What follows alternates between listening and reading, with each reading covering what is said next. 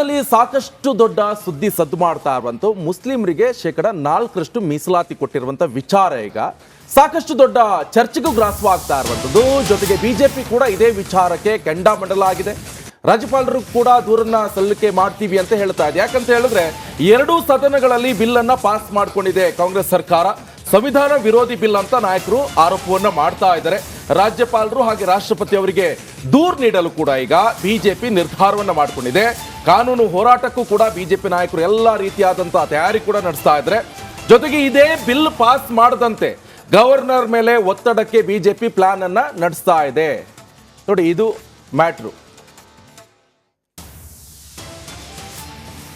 ಅಲ್ಪಸಂಖ್ಯಾತರಿಗೆ 2B ಹೆಸರಲ್ಲಿ 4% ಮೀಸಲಾತಿಯನ್ನು ಕೊಡೋದಕ್ಕೆ ಸಂಬಂಧಪಟ್ಟಂತೆ ಸರ್ಕಾರ ಬಿಲ್ಲನ್ನು ತಂದಿತ್ತು.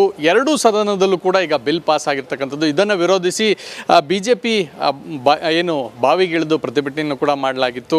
ಸೊ ಈಗ ನಮ್ಮ ಜೊತೆ ಮಾತಾಡಲಿಕ್ಕೆ ಮೇಲ್ಮನೆಯ ವಿಪಕ್ಷ ನಾಯಕರಾದಂಥ ಚಲವಾದಿ ನಾರಾಯಣಸ್ವಾಮಿ ಇದ್ದಾರೆ, ಹಾಗೆ ರವಿಕುಮಾರ್ ಅವರು ವಿಪ್ ಅವರು ಇದ್ದಾರೆ. ಅವ್ರನ್ನ ಮಾತಾಡಿಸ್ತಾ ಹೋಗ್ತೀನಿ. ಸರ್, ಈಗ ನಿಮ್ಮ ಮುಂದಿನ ನಿರ್ಧಾರ ಯಾವ ರೀತಿ ಇರುತ್ತೆ? ಯಾವ ರೀತಿಯಾದಂಥ ಹೋರಾಟವನ್ನು ಮಾಡಲಿಕ್ಕೆ ಸಿದ್ಧತೆಯನ್ನು ಮಾಡ್ಕೊಂಡು? ಇದೊಂದು ಬಂಡ ಸರ್ಕಾರ. ಸಂವಿಧಾನದ ತಳಗಡೆ ಯಾವುದೇ ಈ ರಿಲಿಜಿಯಸ್ ರಿಸರ್ವೇಷನ್ ಕೊಡಲಿಕ್ಕೆ ಅವಕಾಶ ಇಲ್ಲ. ಇದನ್ನು ನಾವು ಪರಿಪರಿಯಾಗಿ ವಿವರಣೆ ಕೊಟ್ಟು ಹೇಳಿದ್ದೇವೆ. ಹೇಳಿದರೂ ಕೂಡ ಇವರು ಒಂದು ಓಲೈಕೆ ರಾಜಕಾರಣ ಮಾಡುವ ಸಲುವಾಗಿ ಮುಸ್ಲಿಮರಿಗೆ ಅದು ಕೋರ್ಟಲ್ಲಿ ಹೋದರೂ ಬಿದ್ದೋಗುತ್ತೆ ಅಂತ ಅವ್ರಿಗೂ ಗೊತ್ತಿದೆ. ಆದರೆ ಅವರನ್ನು ಓಲೈಕೆ ಮಾಡಿ ಕೊನೆಯಲ್ಲಿ ನಾಳೆ ಒಂದು ದಿವಸ ಅದು ಸದ್ಯ ನಾವು ಮಾಡೋದು ಮಾಡಿದ್ವಿ, ಕೋರ್ಟಲ್ಲಿ ಬಿದ್ದರೆ ನಾವೇನು ಮಾಡೋದು ಅಂತೇಳಿ ಅವರನ್ನು ಒಪ್ಪಿಸ್ಲಿಕ್ಕೆ ಈ ರೀತಿಯ ತಂತ್ರಗಾರಿಕೆ ಮಾಡ್ತಿದ್ದಾರೆ. ಪಾಪ ಅವರಿಗೆ ಗೊತ್ತಾಗ್ತಾ ಇಲ್ಲ, ನಮಗೇನೋ ಕೊಟ್ಬಿಡ್ತದೆ ಈ ಸರ್ಕಾರ ಅಂತ ಅವ್ರು ತಿಳ್ಕೊಂಡಿದ್ದಾರೆ. ಆದರೆ ಇದನ್ನು ನಾವು ಹೇಳಿದ್ದೇವೆ, ಅವ್ರು ಕೇಳಿಲ್ಲ. ಇದನ್ನು ಮಾಡಿದಾಗ ನಾವು ವಿರೋಧ ಮಾಡಿದ್ದೇವೆ. ಇದು ಸಂವಿಧಾನಕ್ಕೆ ಈ ಕಾಂಗ್ರೆಸ್ ಸರ್ಕಾರ ಮಾಡಿರ್ತಕ್ಕಂಥ ದ್ರೋಹ, ಅನ್ಯಾಯ. ಬಾಬಾ ಸಾಹೇಬ್ ಅಂಬೇಡ್ಕರ್ರವರ ನೀತಿ ಸಿದ್ಧಾಂತಗಳಿಗೆ ಇವರು ಚೂರಿ ಹಾಕಿದ್ದಾರೆ ಅಂತಕ್ಕಂಥ ಮಾತನ್ನು ನಾನು ನೇರವಾಗಿ ತಮಗೆ ಹೇಳಲಿಕ್ಕೆ ಬಯಸ್ತೇನೆ. ಈಗ ನಾವು ಒಳಗಡೆ ಯಾವ ರೀತಿ ನಮ್ಮ ಹೋರಾಟ ಮಾಡಿದ್ದೀರೋ, ಈಗ ನಮ್ಮ ಕಾರ್ಯಕರ್ತರು, ಮುಖಂಡರು ಎಲ್ಲರೂ ಸೇರಿ ಇಡೀ ರಾಜ್ಯಾದ್ಯಂತ ಈ ಹೋರಾಟಗಳನ್ನು ಕೈಗೆತ್ತಿಕೊಳ್ತಾರೆ.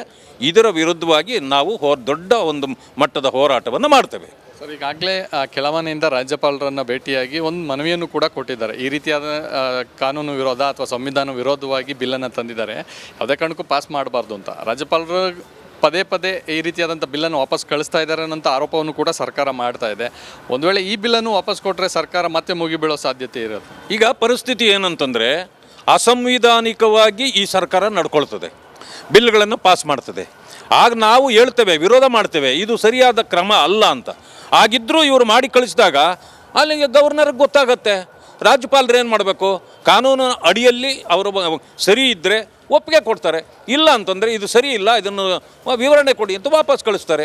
ಈಗ ನೀವು ಈ ಬಿಲ್ಲನ್ನು ಮಾಡಿದ್ದೀರಿ, ಮುಸ್ಲಿಮ್ಸ್ಗೆ ರಿಸರ್ವೇಷನ್ ಕೊಡಬಾರ್ದು ಅನ್ನೋ ಅದನ್ನು ಮಾಡಿದ್ದೀರಿ. ಈಗ ಅದು ಹೋದಾಗ ಸಹಜವಾಗಿ ವಾಪಸ್ ಆಗ ಇವರು ಅವರನ್ನು ಸಂವಿಧಾನದ ಒಬ್ಬ ಹೆಡ್ ಅವರು, ಆ ಒಬ್ಬರನ್ನು ಇವರು ಕೆಟ್ಟದಾಗಿ ಮಾತಾಡೋದು, ನಮೂದಿಸೋದು ಮಾಡ್ತಾರೆ. ಇದು ಸಹಜವಾಗಿ ಇವ್ರಿಗೆ ಹತ್ತಿ ಬಂದಿದೆ. ಆ ಕಾರಣದಿಂದ ನಾವು ಈ ಸರ್ಕಾರದ ವಿರುದ್ಧವಾಗಿ ಹೋರಾಟ ಮಾಡ್ತೇವೆ. ಕ್ಯಾಮ್ ಪರ್ಸನ್ ಮಂಜುನಾಥ್ ಜೊತೆ ಚಂದ್ರಶೇಖರ್, ರಿಪಬ್ಲಿಕ್ ಕನ್ನಡ, ಬೆಂಗಳೂರು. ಈ ಸಾರಿಯ ಕರ್ನಾಟಕ ಸರ್ಕಾರದ ಬಜೆಟ್ ಇದೆಯಲ್ಲ, ಕಾಂಗ್ರೆಸ್ ಸರ್ಕಾರದ ಬಜೆಟ್ ಇಡೀ ದೇಶಾದ್ಯಂತ ಸುದ್ದಿ ಮಾಡ್ತು. ಈ ಬಜೆಟ್ ಓಲೈಕೆ ಬಜೆಟ್ ಅಂತಾನೆ ಸುದ್ದಿ ಮಾಡ್ತು. ಸೊ ಮುಸ್ಲಿಮರಿಗೆ ಬಂಪರ್ ಗಿಫ್ಟ್ ಮೇಲೆ ಗಿಫ್ಟ್ ಕೊಟ್ಟಿದ್ದಂತಹ ಓಲೈಕೆ ಬಜೆಟ್ ವಿಚಾರದಲ್ಲಿ ಅದ್ರ ಜೊತೆಗೆ ಕಾಮಗಾರಿಯಲ್ಲೂ ಕೂಡ ಮೀಸಲಾತಿ ತಂದಿದ್ದಂಥದ್ದು ಆ ವಿಧೇಯಕವನ್ನು ಮಂಡನೆ ಮಾಡಿದ್ರು. ಇದರ ಕುರಿತಾದ ಆಕ್ರೋಶ ದಿನದಿಂದ ದಿನಕ್ಕೆ ಹೆಚ್ಚಾಗ್ತಾ ಇದೆ. ಇಡೀ ದೇಶಾದ್ಯಂತ ಕೂಡ ಇದರ ಕುರಿತಾದ ಆಕ್ರೋಶ ಹೆಚ್ಚಾಗ್ತಾ ಇದೆ.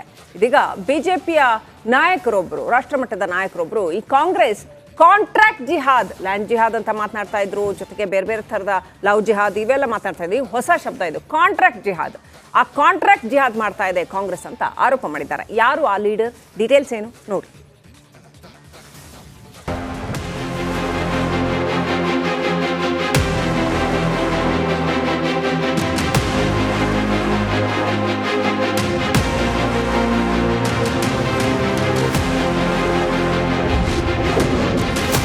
ಗುತ್ತಿಗೆಗಳಲ್ಲಿ ಮುಸ್ಲಿಮರಿಗೆ ಮೀಸಲಾತಿ ಸಂಘರ್ಷ.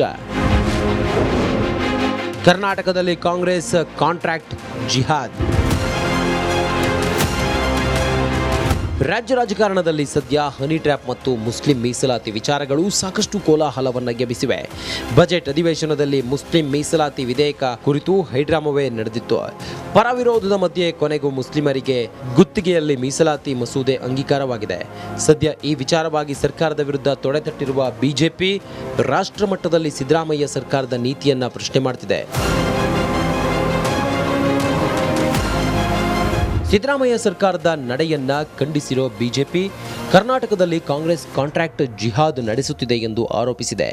ಮುಸ್ಲಿಂ ಮೀಸಲಾತಿ ಬಿಲ್ ಮೂಲಕ ಒಬಿಸಿ, ಎಸ್ಸಿ ಮತ್ತು ಎಸ್ಟಿಗಳ ಹಕ್ಕುಗಳ ಉಲ್ಲಂಘನೆಯಾಗಿದೆ ಅಂತ ಬಿಜೆಪಿ ಸಂಸದ ಸಂಬಿತ್ ಪಾತ್ರ ಹೇಳಿದ್ದಾರೆ. ओबीसी बंधुओं के अधिकार को मार करके उसमें सेंधमारी करके जो ओबीसी को मिलना चाहिए उसे काट करके कर्नाटक की सिद्धरामैया सरकार ने राहुल गांधी जी के कहने पर मुसलमानों को दिया है.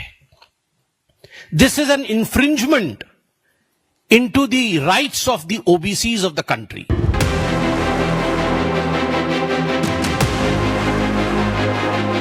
ಮುಸ್ಲಿಮರಿಗೆ ನೀಡಿರುವ ಮೀಸಲಾತಿ ರದ್ದು ಮಾಡಲು ಕಾನೂನಾತ್ಮಕ ಹೋರಾಟಕ್ಕೆ ಬಿಜೆಪಿ ಪ್ಲಾನ್ ಮಾಡಿದೆ. Bureau report, republic Kannada.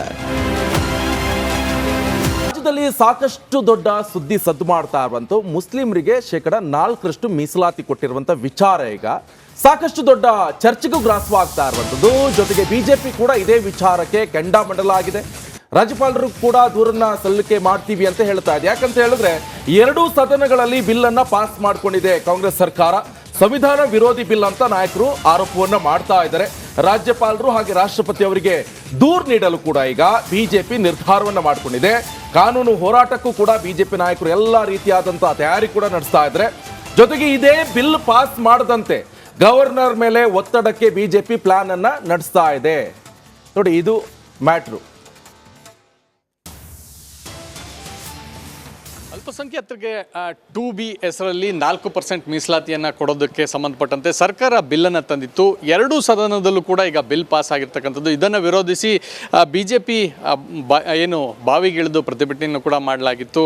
So ಈಗ ನಮ್ಮ ಜೊತೆ ಮಾತಾಡಲಿಕ್ಕೆ ಮೇಲ್ಮನೆಯ ವಿಪಕ್ಷ ನಾಯಕರಾದಂಥ ಚಲವಾದಿ ನಾರಾಯಣಸ್ವಾಮಿ ಇದ್ದಾರೆ, ಹಾಗೆ ರವಿಕುಮಾರ್ ಅವರು ವಿಪ್ ಅವರು ಇದ್ದಾರೆ. ಅವ್ರನ್ನ ಮಾತಾಡ್ಸ್ತಾ ಹೋಗ್ತೀನಿ. ಸರ್, ಈಗ ನಿಮ್ಮ ಮುಂದಿನ ನಿರ್ಧಾರ ಯಾವ ರೀತಿ ಇರುತ್ತೆ? ಯಾವ ರೀತಿಯಾದಂಥ ಹೋರಾಟವನ್ನು ಮಾಡಲಿಕ್ಕೆ ಸಿದ್ಧತೆಯನ್ನು ಮಾಡ್ಕೊಂಡು? ಇದೊಂದು ಬಂಡ ಸರ್ಕಾರ. ಸಂವಿಧಾನದ ತಳಗಡೆ ಯಾವುದೇ ಈ ರಿಲಿಜಿಯಸ್ ರಿಸರ್ವೇಷನ್ ಕೊಡಲಿಕ್ಕೆ ಅವಕಾಶ ಇಲ್ಲ. ಇದನ್ನು ನಾವು ಪರಿಪರಿಯಾಗಿ ವಿವರಣೆ ಕೊಟ್ಟು ಹೇಳಿದ್ದೇವೆ.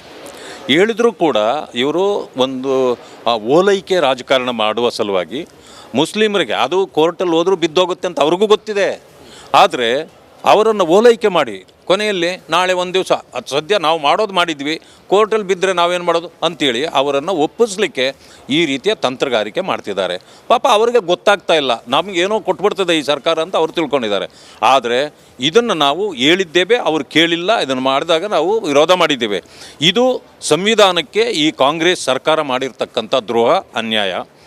ಬಾಬಾ ಸಾಹೇಬ್ ಅಂಬೇಡ್ಕರ್ರವರ ನೀತಿ ಸಿದ್ಧಾಂತಗಳಿಗೆ ಇವರು ಚೂರಿ ಹಾಕಿದ್ದಾರೆ ಅಂತಕ್ಕಂಥ ಮಾತನ್ನು ನಾನು ನೇರವಾಗಿ ತಮಗೆ ಹೇಳಲಿಕ್ಕೆ ಬಯಸ್ತೇನೆ. ಈಗ ನಾವು ಒಳಗಡೆ ಯಾವ ರೀತಿ ನಮ್ಮ ಹೋರಾಟ ಮಾಡಿದ್ದೀರೋ, ಈಗ ನಮ್ಮ ಕಾರ್ಯಕರ್ತರು, ಮುಖಂಡರು ಎಲ್ಲರೂ ಸೇರಿ ಇಡೀ ರಾಜ್ಯಾದ್ಯಂತ ಈ ಹೋರಾಟಗಳನ್ನು ಕೈಗೆತ್ತಿಕೊಳ್ತಾರೆ. ಇದರ ವಿರುದ್ಧವಾಗಿ ನಾವು ದೊಡ್ಡ ಒಂದು ಮಟ್ಟದ ಹೋರಾಟವನ್ನು ಮಾಡ್ತೇವೆ. ಸರ್, ಈಗಾಗಲೇ ಕೆಳಮನೆಯಿಂದ ರಾಜ್ಯಪಾಲರನ್ನು ಭೇಟಿಯಾಗಿ ಒಂದು ಮನವಿಯನ್ನು ಕೂಡ ಕೊಟ್ಟಿದ್ದಾರೆ. ಈ ರೀತಿಯಾದ ಕಾನೂನು ವಿರೋಧ ಅಥವಾ ಸಂವಿಧಾನ ವಿರೋಧವಾಗಿ ಬಿಲ್ಲನ್ನು ತಂದಿದ್ದಾರೆ, ಯಾವುದೇ ಕಾರಣಕ್ಕೂ ಪಾಸ್ ಮಾಡಬಾರ್ದು ಅಂತ. ರಾಜ್ಯಪಾಲರು ಪದೇ ಪದೇ ಈ ರೀತಿಯಾದಂಥ ಬಿಲ್ಲನ್ನು ವಾಪಸ್ ಕಳಿಸ್ತಾ ಇದ್ದಾರೆ ಅನ್ನೋಂಥ ಆರೋಪವನ್ನು ಕೂಡ ಸರ್ಕಾರ ಮಾಡ್ತಾ ಇದೆ. ಒಂದು ವೇಳೆ ಈ ಬಿಲ್ಲನ್ನು ವಾಪಸ್ ಕೊಟ್ಟರೆ ಸರ್ಕಾರ ಮತ್ತೆ ಮುಗಿಬೀಳೋ ಸಾಧ್ಯತೆ ಇರುತ್ತೆ. ಈಗ ಪರಿಸ್ಥಿತಿ ಏನಂತಂದರೆ, ಅಸಂವಿಧಾನಿಕವಾಗಿ ಈ ಸರ್ಕಾರ ನಡ್ಕೊಳ್ತದೆ, ಬಿಲ್ಗಳನ್ನು ಪಾಸ್ ಮಾಡ್ತದೆ. ಆಗ ನಾವು ಹೇಳ್ತೇವೆ, ವಿರೋಧ ಮಾಡ್ತೇವೆ, ಇದು ಸರಿಯಾದ ಕ್ರಮ ಅಲ್ಲ ಅಂತ.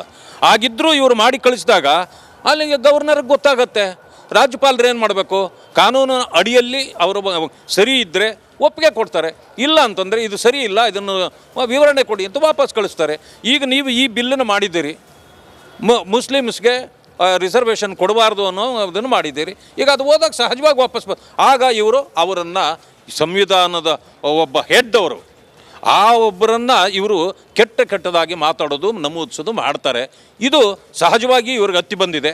ಆ ಕಾರಣದಿಂದ ನಾವು ಈ ಸರ್ಕಾರದ ವಿರುದ್ಧವಾಗಿ ಹೋರಾಟ ಮಾಡ್ತೇವೆ. ಕ್ಯಾಂಪ್ ಪರ್ಸನ್ ಮಂಜುನಾಥ್ ಜೊತೆ ಚಂದ್ರಶೇಖರ್, ರಿಪಬ್ಲಿಕ್ ಕನ್ನಡ, ಬೆಂಗಳೂರು.